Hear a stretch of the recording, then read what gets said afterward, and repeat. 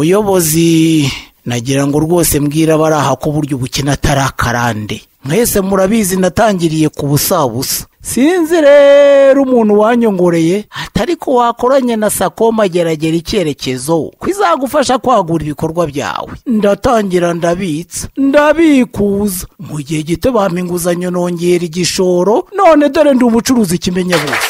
Namwe mbarangiye Sako Mageragere icyerekezo, ikigo cy'imari kidukuye ku nkeke y'ubukene, icyemezo n'ubudahigwa ishimwa n'abayimenye kare. Aho Sako Mageragere icyerekezo yubakiye ikinyuranyo ni mu ikoranabuhanga ryihutisha serivisi ku bayigana, n'ikimenyimenyi ikora buri munsi. Aha wahuza konti yawe na telefone yawe, ibyo bita mobile banking, ukabitsa ukabikuza udatoye umurongo kandi ku buntu. Gusaba inguzanyo ku banyamuryango bayo bose aho baba batuye nabyo ni akanyuzo, kuko mu karere ikoreramo Sako Mageragere icyerekezo niyo isaba inyungu nto maze ukihuta mu kwagura ibikorwa byawe. Mubyeyi ushishoza kandi zigamira abana bawe muri Sako Mageragere icyerekezo, urabuteganyirije amashuri yabo, ejo hazaza ntihazabagora.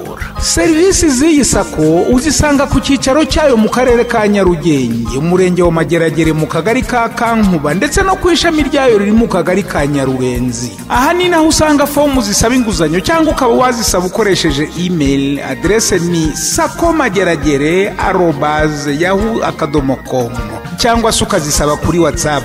Telefoni ni 0789 93 35 33.